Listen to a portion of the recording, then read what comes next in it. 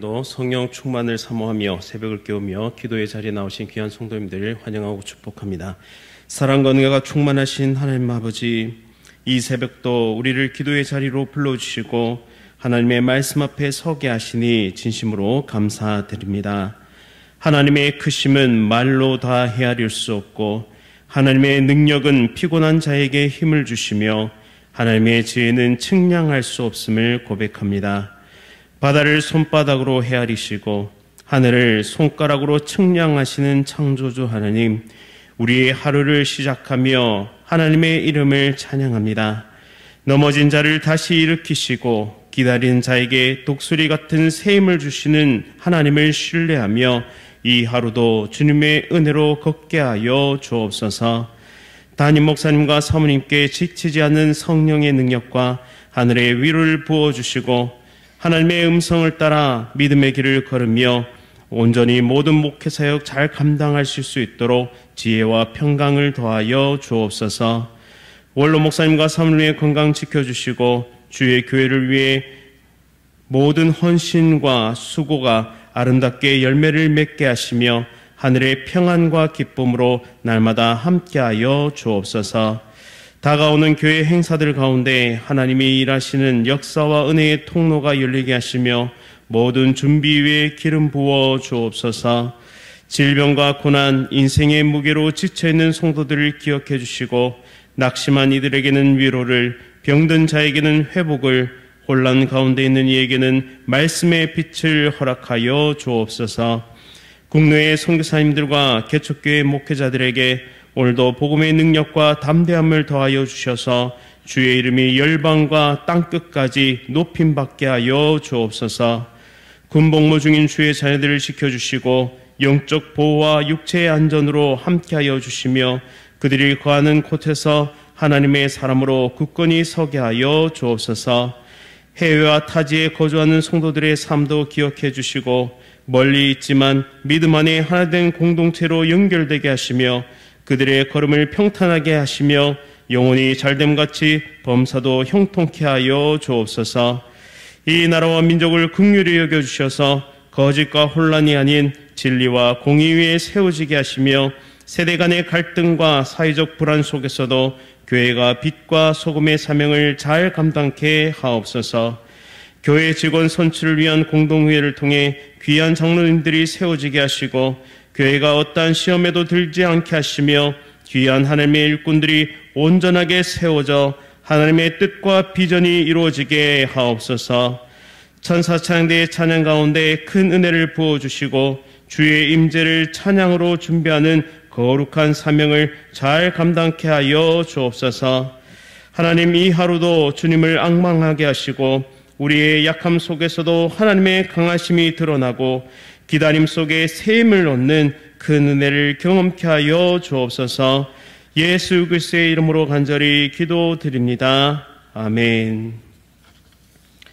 오늘 하나님께서 우리에게 주시는 말씀은 이사야 40장 12절부터 31절까지의 말씀입니다. 구약성경 1014면에 있습니다. 이사야서 40장 12절부터 31절까지의 말씀 한 절씩 교독하실 때 살아계신 하나님의 음성 들으시기 바랍니다.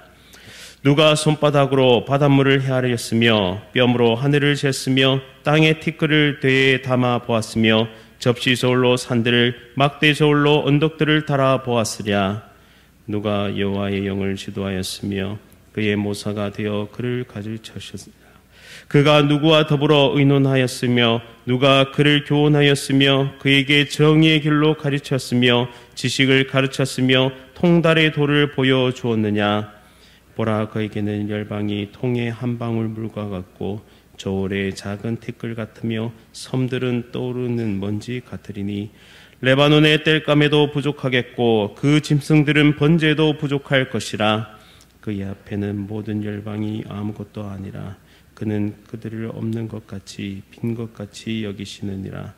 그런즉 너희가 하나님을 누구와 같다 하겠으며 무슨 형상을 그에게 비기겠느냐. 우상은 장인이 부어 만들었고 장색이 금으로 입혔고 또 은사슬을 만든 것이니라. 궁핍한 자는 거제를 들 때에 썩지 아니하는 나무를 택하고 지혜로운 장인을 구하여 우상을 만들어 흔들리지 아니하도록 세우느니라. 너희가 알지 못하느냐? 너희가 듣지 못하느냐? 태초부터 너희에게 전하지 아니하였느냐? 땅의 기초가 창조될 때부터 너희가 깨닫지 못하였느냐? 그는 땅 위 궁창에 앉으시나니 땅에 사는 사람들은 메뚜기 같으니라. 그가 하늘을 차일같이 펴셨으며 거주할 천막같이 치셨고 귀인들을 패하시며 세상의 사사들을 헛되게 하시나니 그들은 겨우 심기고 겨우 부러졌으며 그 줄기가 겨우 땅에 뿌리를 박자 곧 하나님이 입김을 부시니 그들은 말라 회오리 바람에 불려가는 촉에 같도다. 거룩한 이가 이르시되 그런즉 너희가 나를 누구에게 비교하여 나를 그와 동등하게 하겠느냐 하시니라. 너희는 눈을 높이 들어 누가 이 모든 것을 창조하였나 보라. 주께서는 수요대로 만상을 이끌어내시고 그들의 모든 이름을 부르시나니 그의 권세가 크고 그의 능력이 강함으로 하나도 빠짐이 없느니라.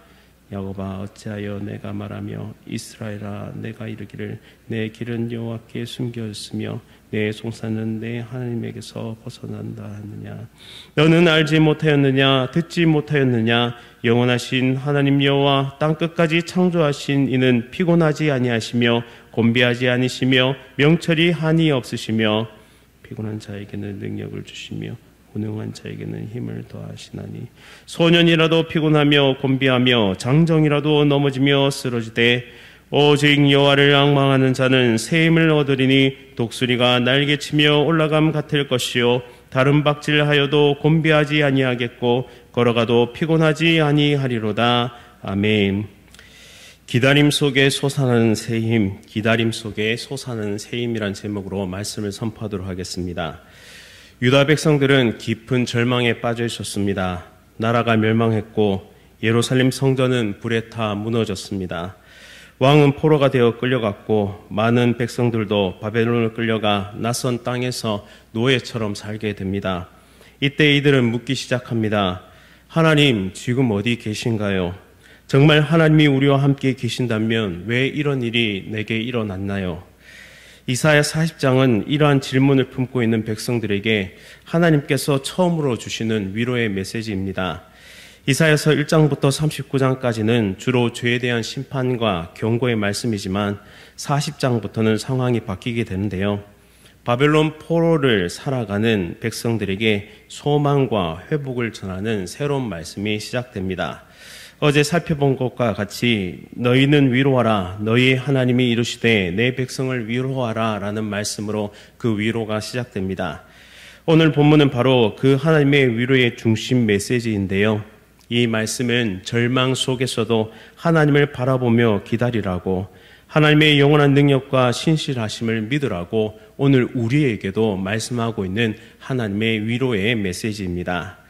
첫째는 창조주 하나님, 비교할 수 없는 주권자가 바로 우리의 아버지시다라는 사실을 우리에게 보여줍니다.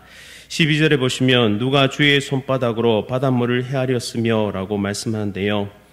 이사야는 포로된 유다 백성들에게 첫 번째 위로의 메시지를 전하면서 하나님의 크심과 전능하심을 선포합니다. 오직 하나님만이 이런 분이시다라는 사실을 여러 가지 수사학적인 표현으로 나타내고 있습니다.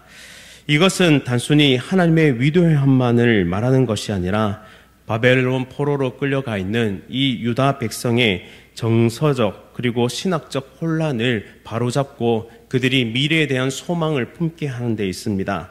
또한 현실을 살아갈 수 있는 힘과 능력을 주는 데 있었습니다. 우리는 너무나 작고 무력하다. 바벨론은 너무나 크고 강하다. 하나님은 우리를 버리신 게 아닐까라는 이 질문에 대해서 이사야는 분명하게 대답합니다. 하나님은 여전히 창조주이시며 열방 위에 계신 주권자이시다라고요. 12절에 나오는 손바닥, 뼘, 돼, 저울, 저울추 같은 표현은 모두 고대 근동에서 물건을 측정할 때 사용하는 도구나 단위입니다. 이는 단순히 하나님이 세상을 창조하셨다는 이 진술을 넘어서서 하나님께서 정밀한 질서와 법칙으로 이 세상을 지금도 다스리고 계신다는 사실을 우리에게 보여줍니다. 손바닥으로 바다를, 피조 세계의 광대함보다 더 크신 하나님을 나타내는 표현인데요. 바다는 고대인들에게 혼돈과 두려움의 상징이었습니다. 하나님은 그것마저도 손바닥에 담으실 수 있는 분이심을 보여줍니다. 뼘으로 하늘을, 온 우주를 하나님의 손 너비로 잴 수 있다는 이 표현은 공간의 한계를 초월하시는 분이라는 신학적인 선언입니다. 또 되로 티끌을 달아보시고 눈에 보이지 않을 만큼 작은 먼지라도 다스리시는 하나님을 나타내는데요. 우리 삶의 아주 세세한 부분까지 그분의 주권 아래 있다는 진리를 우리에게 보여줍니다. 또 저울로 산들을, 저울추로 언덕들을 달아보시는 하나님이란 표현은 자연의 가장 거대한 산과 언덕조차도 하나님의 정확한 판단 아래 있다는 말씀입니다. 이러한 모든 측정의 언어는 단순한 비유로 그치는 것이 아니라 그것은 하나님께서 지금도 세상을 측량해 보실 수 있는 능력의 하나님이시고 의롭게 통치하고 계신다는 것을 우리에게 말씀하고 있습니다. 또 이어지는 13절과 14절은 인간과 하나님의 차이를 뚜렷하게 보여주는데요. 누가 하나님의 영을 지도하였으며 누가 그의 모사가 되었느냐라고 말씀합니다. 이 표현은 욥기 38장 이후 하나님께서 욥에게 하신 그 응답을 떠오르게 만드는데요. 하나님은 누구에게도 조언을 구하지 않으십니다. 배우지 않으셨습니다. 그분은 완전한 지혜를 스스로 가지신 분이십니다. 인간은 하나님의 지혜에 대해 판단할 수도 가르칠 수도 없다는 말입니다. 그 어떤 사람도 하나님의 계획에 조언을 보탤 수 없죠. 이 말은 단지 교만한 자들에 대한 책망이 아니라 그보다 훨씬 더 깊은 위로의 선언입니다. 당시 유다 백성은 바벨론의 지혜, 전략, 권세, 그 어마어마한 문화와 규모에 눌려서 두려움에 떨고 있었습니다. 그러나 이사야는 말합니다. 바벨론은 아무것도 아니다. 오직 하나님만이 진정한 지혜자요 통치자이다라고요. 15절과 17절에 이르면 이 위로는 더 분명해지는데요. 이사야는 온 세상의 열방과 제국들을 하나님의 앞에 있는 존재로 묘사합니다. 통의 한 방울 같고 저울의 작은 티끌 같고 이처럼 세상은 하찮은 것과 같다라고 말씀하고 있죠. 또 레바논도 땔감이 부족하고 짐승도 번제가 부족하다라고 말씀합니다. 레바논은 당시의 최고의 삼나무와 그리고 짐승이 있는 지역이었습니다. 그러나 그런 재물조차 하나님의 위엄 앞에서 부족한 제사에 불과하다고 선언하고 있는 것이죠. 또 그는 그들을 없는 것 같이 빈 것 같이 보시느니라라고 말씀합니다. 하나님께서 열방을 무가치하게 여기신다는 말이 아니라 비교 자체가 불가능할 만큼 하나님은 위대하시다라는 뜻을 말씀하고 있는 것입니다. 이사야는 이처럼 우리에게도 동일한 말씀을 해주고 있는데요. 하나님은 크시며 지금도 너희와 함께 하신다고 오늘을 살아가는 우리에게도 말씀합니다. 왜냐하면 우리도 바벨론과 같은 큰 문화와 거대한 규모 그리고 세상의 강력한 힘 앞에 질식될 것처럼 그렇게 살아가곤 합니다. 그리고 세상의 많은 것들이 우리를 노예로 삼으려고 많은 것들이 우리를 움딱달싹할 수 없도록 만들고 있습니다. 그때 이사야는 우리에게도 말씀합니다. 포로된 너희 삶 가운데 여전히 하나님은 살아계시고 통치하고 계신 하나님이다라고요. 그러니 이 말씀을 붙잡고 우리를 눌러 찍어 없애려고 하는 이 세상의 모든 것들로 정말 넘어지지 않고 다시 한번 하나님의 능력으로 일어서는 우리 모두가 될 수 있기를 간절히 바랍니다. 두 번째로 피조물의 헛됨과 창조주의 영광을 드러냅니다. 그런즉 너희가 하나님을 누구와 같다 하겠으며 그와 비길 만한 형상을 무엇이라 하겠느냐.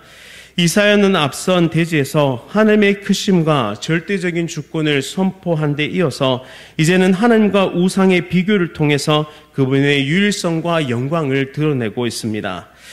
너희가 하나님을 누구와 같다 하겠느냐? 이것은 단순한 질문이 아닙니다. 이사야는 백성들이 잘못된 시선으로 하나님을 축소하고 왜곡시키고 있음을 가르쳐주고 있는 것입니다. 눈앞의 현실인 그 바벨론 제국과 우상 문화에 눌려 살아가고 있는 상황을 정확하게 진단하고 있는 것이죠. 바벨론 포로기 당시에 유다 백성은 화려하고 체계적인 바벨론의 다신 문화 한가운데 살고 있었습니다. 그곳에선 그들은 마루둑을 중심으로 한 거대한 신상들과 정교한 금속 우상들과 거창한 제사의식과 신상 행렬들을 해마다 목격해야만 했습니다. 이러한 우상 문화는 단지 종교적 차원의 문제가 아니었습니다. 바벨론 제국의 정치적 권위와 통치 이데올로기까지 포괄하고 있는 굉장히 강력한 힘이었습니다. 신상들은 거대한 신전에 모여졌고 그리고 거기에 제국의 정체성과 힘이 투영되고 있었습니다. 유다 백성들은 이런 압도적인 문화 속에서 묻습니다. 우리의 하나님은 어디 계신가? 정말 보이지 않는 하나님이 이 거대한 금 신상보다 더 위대한 분이신가? 라고요. 이에 대해서 이사야는 강한 풍조적 어조로 바벨론의 이 우상을 묘사하기 시작합니다. 우상은 장인이 부어 만들었고 금장색이 금을 입히며 은사슬로 만든다고요. 가난한 자도 흔들리지 않게 하려고 부드러운 이 나무를 택하여 단단한 나무를 택하여 공을 들인다라고요. 이 묘사는 단지 비웃음이 아니라 신학적 통찰을 보여줍니다. 우상은 스스로 설 수가 없습니다. 사람이 만들어야 하고 사람이 세워줘야 하며 넘어지지 않게 균형을 잡아주어야 합니다. 고대 근동에서 신은 넘어지지 않는 것이 중요했기 때문에 우상을 고정시키는 데 많은 노력을 기울였습니다. 그 규모가 크면 클수록, 그 높이가 크면 클수록 그것을 고정하는 것이 힘들었습니다. 그 자체가 바로 신의 무력함을 보여주는 증거다라는 것이죠. 이런 어조는 시편 115편에서도 등장합니다. 입이 있어도 말하지 못하며 눈이 있어도 보지 못하며 만들고 의지한 자들도 그와 같으리로다라는 이 말씀처럼요. 이러한 우상의 정말 연약함과 부족함을 여실하게 보여주는 이 말씀을 통해서 하나님은 강하시고 위대하시다. 인간의 어떠한 손이나 인간의 어떠한 노력이 아니라 그분은 스스로 서 계신 분이시다라고 분명하게 선포하고 있습니다. 이것은 오늘 살아가는 우리에게도 매우 중요한 의미를 던져줍니다. 우리가 믿는 하나님은 스스로 살아계시며 능력이 충만하신 분이십니다. 그분을 의지하고 그분만을 바라보는 것이 우상을 섬기는 것보다 훨씬 완전히 나은 것임을 우리에게 보여주고 있으며 이 세상의 그 어떤 우상도 섬길 것이 못되다는 것을 우리에게 증명하고 있는 것이죠. 따라서 우리 모두가 날마다 하나님의 말씀을 붙잡고 스스로 존재하시며 스스로 역사하시고 스스로 모든 우주의 역사를 이끌어 가시는 하나님을 바라보며 믿음의 길을 승리하는 우리 모두가 될 수 있기를 간절히 바랍니다. 마지막으로 기다린 자에게 힘을 주시는 하나님을 오늘 말씀을 통해 우리에게 보여주시는데요. 야곱아 어찌하여 내가 말하며 이스라엘아 내가 이르기를 내 길을 여호와께서 숨겨졌으며, 이 절은 포로된 유다 백성의 절망과 내면의 탄식을 직접 인용한 것인데요. 하나님은 우리를 보고 계시지 않는다. 우리는 잊혀졌다. 우리의 억울함은 하나님께 닿지도 않는다라는 이 억울한 마음을 직접 인용하고 있습니다. 그러면서 이사야는 이런 절망의 목소리 가운데 하나님의 응답을 이끌어내는 하나님의 모습을 우리에게 보여줍니다. 그것은 야곱과 이스라엘이라는 이 이중 호칭인데요. 야곱은 약함과 속임, 실패의 인간적인 이름입니다. 이스라엘은 하나님과 씨름하며 언약 속에서 부름받은 강한 이스라엘의 정체성입니다. 이 두 이름을 함께 부르면서 하나님께 잊혀졌다고 느끼는 백성에게 언약의 이름을 회상시키면서 아니다. 너는 단지 야곱이 아니다. 이스라엘이다. 하나님은 너를 아시고 너를 절대 포기하지 않았다라는 것을 우리에게 보여주고 있습니다. 그리고 또 이어서 피곤한 자에게 능력을 주시며 무능한 자에게 힘을 더해 주시는 분이라고 29절을 통해서 우리에게 보여주고 있고요. 마지막으로 장정이라도 넘어지고 소년이라도 넘어지지만 우리는 하나님께 주시는 새 힘과 새 능력으로 독수리 날개침같이 올라갈 것을 말씀하고 있습니다. 고대 근동에서 독수리는 왕의 상징으로 하늘을 지배하는 이 생명체로 여겨졌는데요. 이 이미지를 통해서 하나님은 우리를 왕같은 제사장으로 하나님의 능력의 백성으로 다시 일으키시는 힘의 원천이 되심을 우리에게 보여주고 있습니다.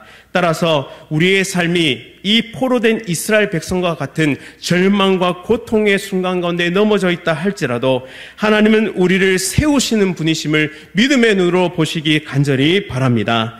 또한 우리의 한계는 끝이 아니라 하나님의 능력이 시작되는 자리임을 기억하며 날마다 기도의 자리 가운데 그 무릎 꿇음으로 하나님의 승리를 보는 우리 모두가 될 수 있기를 간절히 바랍니다. 말씀을 기억하면서 함께 기도하겠습니다. 사랑과 능력이 풍성하신 하나님 아버지, 하늘을 손가락으로 측량하시고 바다를 손바닥으로 담으시는 전능하신 창조주 하나님을 바라봅니다. 우리는 종종 눈앞의 문제에 눌리게 되고 세상의 거대한 흐름 앞에서 두려움에 사로잡힙니다.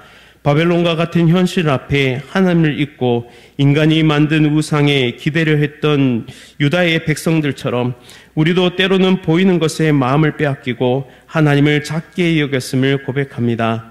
그러나 오늘 말씀을 통해 하나님만이 참되신 창조주이심을 다시 한번 믿음으로 고백합니다. 넘어지고 피곤한 우리에게 능력을 더하여 주시며 기다린 자에게 새 힘을 주시는 하나님을 오늘 다시 바라봅니다. 하나님, 우리의 지쳐 주저앉아 있는 이 자리에서 다시 한번 힘과 능력을 더하시고 우리의 신앙이 무력한 체념이 아니라 하나님 앞에서 기도의 시작을 통하여 승리를 맛보는 은혜의 백성들 다 될 수 있도록 함께하여 주옵소서. 독수리 날개침같이 새 힘을 입혀 주셔서 한 주간 다시 한번 믿음의 길을 걸어가게 하시고 하나님을 믿음의 눈으로 바라보며 순종의 걸음을 걷는 우리 모두 되게 하여 주옵소서. 예수 그리스도의 이름으로 간절히 기도드립니다. 아멘. 하늘에 계신 우리 아버지여, 이름이 거룩히 여김을 받으시오며 나라가 임하시오며 뜻이 하늘에서 이루어진 것 같이 땅에서도 이루어지이다. 오늘 우리에게 일용할 양식을 주시옵고 우리가 우리에게 죄 지은 자를 사하여 준 것 같이 우리 죄를 사하여 주시옵고 우리를 시험에 들게 하지 마시옵고 다만 악에서 구하시옵소서. 나라와 권세와 영광이 아버지께 영원히 있사옵나이다. 아멘. 오늘 이 시간에는 러브 스리랑카 교회 이창호 목사님을 위해 함께 기도하겠습니다. 교리 교육을 통해 성도들의 신앙을 잘 세워갈 수 있도록 자립하는 교회가 되어 교회를 세우는 교회가 될 수 있도록 이주민 사역을 위한 연합사역이 잘 이루어질 수 있도록 교리 교육을 통한 신앙의 진보, 자립교회가 되도록 이주민 사역을 통해 복음의 열매가 맺히도록 러브 스리랑카 교회 이창호 목사님 위해 함께 기도하겠습니다. 또한 이어서 암과 여러 가지 질병으로 치료 중이신 성도들의 회복을 위해서 또한 다음 세대의 여름 사역과 직원 선출 공동의회를 위해서 함께 기도하겠습니다. 오늘 하루도 성령 충만으로 승리하십시오.